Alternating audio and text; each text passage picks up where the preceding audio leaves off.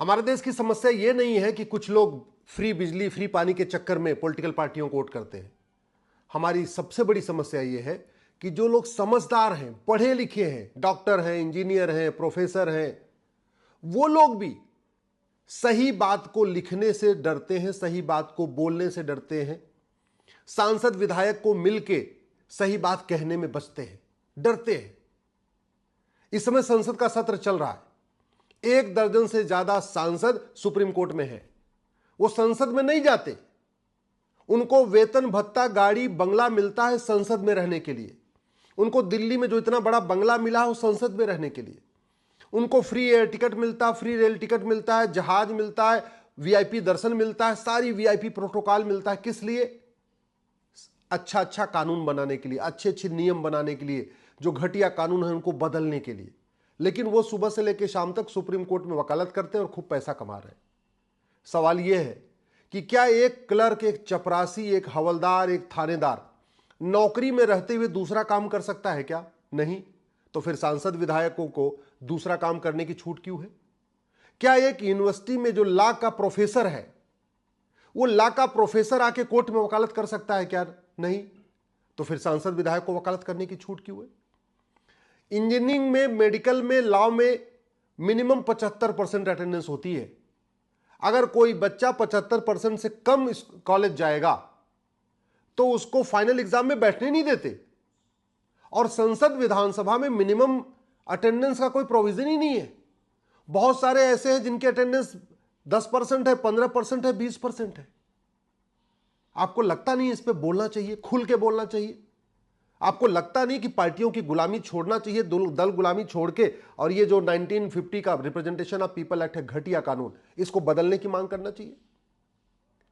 अगर एक सांसद विधायक छुट्टी कर सकते हैं फिर तो सबको छुट्टी करने की अनुमति मिलनी चाहिए। और अगर नहीं, सबके लिए 75% अटेंडेंस जरूरी है, डॉक्टर के लिए, इंजीनियर के लिए, वकालत करने के लिए, तो फिर सांसद विधायक के लिए 75% अटेंडेंस क्यों नहीं होनी चाहिए?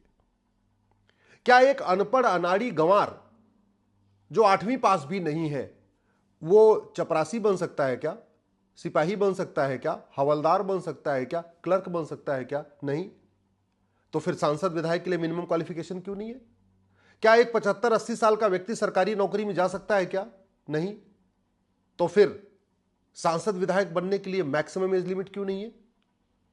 अगर टीचर बनने के लिए, जिसको केवल एक स्कूल में पढ़ाना है, बच्चों को पढ़ाना है, छोटे बच्चों को पढ़ाना है, उसके लिए टीचर एलिजिबिलिटी टेस्ट हो सकता है, तो विधायक बनने के लिए एक लेजिस्लेचर एलिजिबिलिटी टेस्ट क्यों नहीं होना चाहिए? जैसे टेट होता है वैसे लेट होना चाहिए, टीईटी के तरीके से एलईटी भी होना चाहिए, लेजिस्लेचर एलिजिबिलिटी टेस्ट।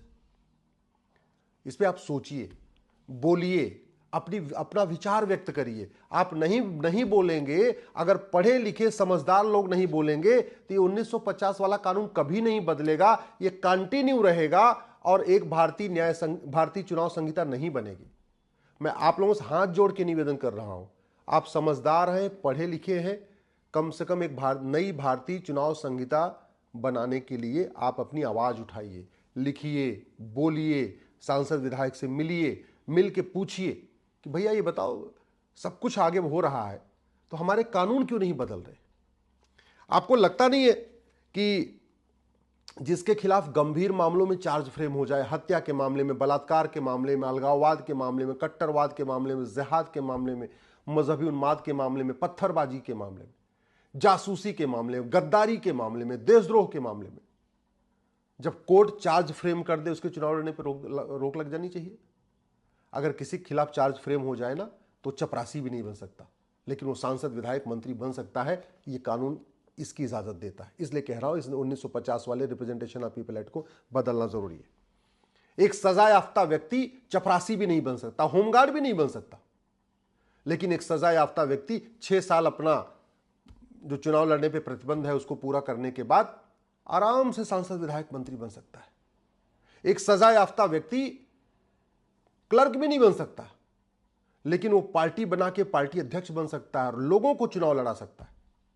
ये कौन कर रहा है? ये 1950 का घटिया कानून ये अलाउ करता है। ये इसलिए कह रहा हूं, इसको बदलना जरूरी है। आज की डेट में जब हर जगह कैशलेस हो रहा है, डिजिटल इंडिया की बात हो रही है, तो पॉलिटिकल पार्टियों को कैशलेस क्यों नहीं करना चाहिए? पॉलिटिकल पार्टियों को डिजिटल का उनका डिजिटलाइजेशन क्यों नहीं होना चाहिए? जब गोलगप्पे वाला आजकल ऑनलाइन लेने लग गया है पैसा, जूता जो मोची है जूता पॉलिश करता है वो भी ऑनलाइन लेने लग गया है, 5-5 10-10 रुपए लोग पेमेंट लेने लग गए हैं ऑनलाइन। चाय बनाने वाला भी 10 रुपए की चाय पीजिए, ऑनलाइन पेमेंट कर दीजिए।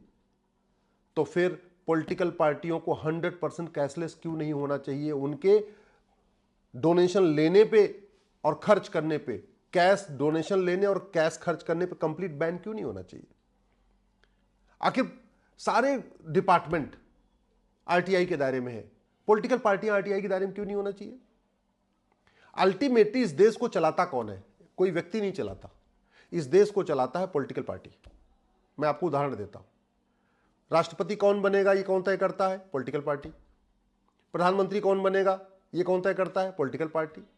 सांसद विधायक कौन बनेगा, टिकट कौन देता है? Political party. राज्यपाल कौन बनेगा ये कौन तय करता है? Political party. देश कैसे चलेगा, कौन कौन सी योजनाएं चलेंगी, 100 यूनिट बिजली फ्री मिलेगी कि नहीं मिलेगी, कौन तय करता है? Political party. तो जब पूरे की पूरी गवर्नेंस पॉलिटिकल पार्टी चलाती है, वो एक मैनिफेस्टो बनाती है, और मैनिफेस्टो जैसे सरकार बनती है, सारे जितने चीफ सेक्रेटरी हैं, सारे डिपार्टमेंट के लोग उसी मैनिफेस्टो को लागू करने में लग जाते हैं, पूरा दिन रात एक कर देते हैं। तो फिर एक मैनिफेस्टो का स्टैंडर्ड फॉर्मेट क्यों नहीं होना चाहिए, और पॉलिटिकल पार्टियां आरटीआई के दायरे में क्यों नहीं आनी चाहिए? हमने ये जो कानून है इसमें मैनिफेस्टो का कोई स्टैंडर्ड फॉर्मेट ही नहीं है। क्यों नहीं एक मैनिफेस्टो का स्टैंडर्ड फॉर्मेट हो और सभी पॉलिटिकल पार्टियों के लिए कंपलसरी हो कि उसमें वो बताएं एजुकेशन रिफॉर्म के लिए क्या करेंगी, हेल्थ केयर रिफॉर्म के लिए क्या करेंगी, पुलिस रिफॉर्म के लिए क्या करेंगी, जुडिशियल रिफॉर्म के लिए क्या करेंगी, टैक्स रिफॉर्म के लिए क्या करेंगी, भ्रष्टाचार खत्म करने के लिए क्या करेंगी, ट्रांसपेरेंसी और आगे बढ़ाने के लिए क्या करेंगी। ये होना चाहिए, उसमें कॉलम होना चाहिए। अलग अलग कॉलम होगा तो पॉलिटिकल पार्टियां लिखेंगी। कोई स्टैंडर्ड मैनिफेस्टो का फॉर्मेट नहीं है, तो पॉलिटिकल पार्टियां सब अपने अपने हिसाब से मैनिफेस्टो बना देती हैं, और बस उसमें क्या क्या वो मुफ्त देने वाली हैं बस वही बातें कर देती हैं, बाकी रिफॉर्म का कोई मुद्दा ही नहीं होता। अगर हमारे देश पे कर्जा है तो पॉलिटिकल पार्टियों के लिए मैंडेटरी होना चाहिए कि मैनिफेस्टो बनाते समय ये लिखे उस पर कि भाई अभी मान लीजिए चुनाव हो रहा है दिल्ली में, तो दिल्ली पे ऊपर कुल कितना कर्जा है, जो वो वादा कर रही है उससे कितना और कर्जा बढ़ेगा, और जो कर्जा बढ़ेगा उसकी भरपाई कैसे होगी। ये तो पॉलिटिकल पार्टियों को अपने मैनिफेस्टो में लिखना चाहिए। अगर वो मैनिफेस्टो बना रही हैं तो उसमें आना चाहिए भाई वो क्या क्या करने वाली हैं जिससे कर्जा कम हो। मैंने जब फ्रीबीज को चैलेंज किया था तो भारत के ऊपर 150 लाख करोड़ का कर्जा था। इस समय भारत के ऊपर 225 लाख करोड़ का कर्जा है। 150 करोड़ की जनसंख्या है, 225 लाख करोड़ का कर्जा है, यानी हर भारतीय छोटा सा बच्चा जो पेट से बाहर निकल रहा है वो भी 1.5 लाख के कर्जे में है। यह स्थिति बदलनी चाहिए कि नहीं? ये तब बदलेगी जब पढ़े लिखे समझदार लोग, अच्छे नेता, अच्छे अभिनेता, लेखक, बुद्धिजीवी, पत्रकार, कलमकार इस पे चिंतन करेंगे, इस पे चर्चा करेंगे। ये यूट्यूबर जो सुबह से लेकर शाम तक कंटेंट क्रिएट करते रहते हैं, ऐसे वो इलेक्शन रिफॉर्म पे चर्चा करेंगे। ये बड़े दुख की बात है, दुनिया भर के यूट्यूबर हैं लेकिन, और खूब इंटरव्यू भी करते हैं, खूब पॉडकास्ट कर रहे हैं, लेकिन न इलेक्शन रिफॉर्म की बात करते हैं, न पुलिस रिफॉर्म की बात करते हैं, न जुडिशियल रिफॉर्म की बात करते हैं, न टैक्स रिफॉर्म की बात करते हैं, न एजुकेशन रिफॉर्म, कोई रिफॉर्म की बात ही नहीं करते। हाँ, जिसका पॉडकास्ट करें उसकी जय जयकार करते रहते हैं बस। तो जो काम पत्रकार कर रहे थे बाहर प्रेस कॉन्फ्रेंस में, वही काम यूट्यूबर भी करने लग गए। कहते हैं हम तो स्वतंत्र हैं, निष्पक्ष हैं, एक ढंग का सवाल पूछने में उनकी हिम्मत नहीं पड़ रही है। यही हाल आप देख लीजिए, प्रतिदिन प्रेस कॉन्फ्रेंस होती रहती है, कभी एक भी प्रेस जो पत्रकार है सामने जो बैठे हुए हैं जिसकी प्रेस कॉन्फ्रेंस है, कभी पूछता ही नहीं है कि इलेक्शन रिफॉर्म पे क्या होगा, भाई पुलिस रिफॉर्म कब होगा, जुडिशियल रिफॉर्म कब होगा, पुराने कानून कब बदलेंगे, ऐसा कोई बोलता ही नहीं है। One nation one voter list क्यों नहीं होनी चाहिए?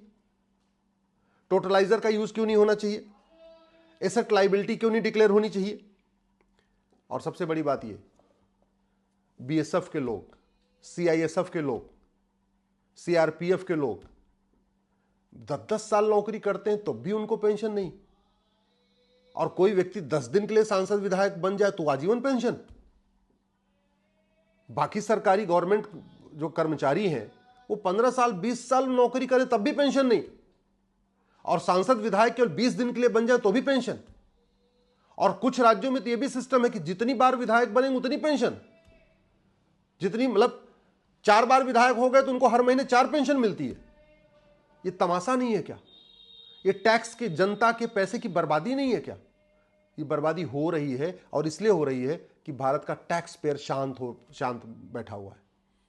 आम जनता को पॉलिटिकल पार्टियों ने अफीम खिला दिया है। किसी को गांधीवाद के अफीम खा के कोई बैठा हुआ है, कोई अंबेडकरवाद के अफीम खा के बैठा हुआ है, कोई जो है समाजवाद की, वामपंथ की, दुनिया भर के ऐसी बतौलेबाजी में फंसा रखा है। ढंग की मतलब आपका कहते हैं बुद्धि विवेक को उन्होंने पूरी तरीके से अपने कंट्रोल में ले लिया। आप बोल ही नहीं पा रहे। जब बोल नहीं पा रहे तो नियम कानून बदल नहीं पा रहे। इलेक्शन रिफॉर्म की जरूरत है। आप लोगों से हाथ जोड़ के निवेदन कर रहा हूं, इस वीडियो को अधिक से अधिक शेयर करिए और लिखना शुरू करिए, बोलना शुरू करिए, सवाल पूछना शुरू करिए। खासतौर पे पत्रकारों से पहले, कम से कम पत्रकारों की ड्यूटी है कि इतने प्रेस कॉन्फ्रेंस में जाते हैं, इतने बातें करते हैं, कम से कम एक दिन ढंग पूछ तो लें, भैया इलेक्शन रिफॉर्म कब होगा, ये 1950 वाला कानून कब बदलेगा। ये ड्यूटी सबकी है। दुर्भाग्यवश न संसद में कोई सांसद इस पर सवाल उठा रहा है, न विधानसभा में कोई विधायक उठा रहा है, न न्यायपालिका में इस पर गंभीरता के साथ चर्चा हो रही है, न खबर पालिका इस मुद्दे को उठा रही है, न जनता में जो वास्तव में समझदार लोग हैं, लेखक हैं, बुद्धिजीवी हैं, पत्रकार हैं, कलमकार हैं, वो भी गंभीरता के साथ चर्चा नहीं कर रहे हैं। और नतीजा ये हो रहा है, अनपढ़, अनाड़ी, गंवार, गुंडा, माफिया, खनन माफिया, बालू माफिया, ट्रांसफर पोस्टिंग माफिया, उनका कारोबार चल रहा है। हाँ, ब्रांडिंग अलग तरीके से कर लेते हैं, वो अलग बात है, लेकिन भ्रष्टाचार में कोई कमी नहीं आ रही है और उसका मूल कारण है कानून घटिया है।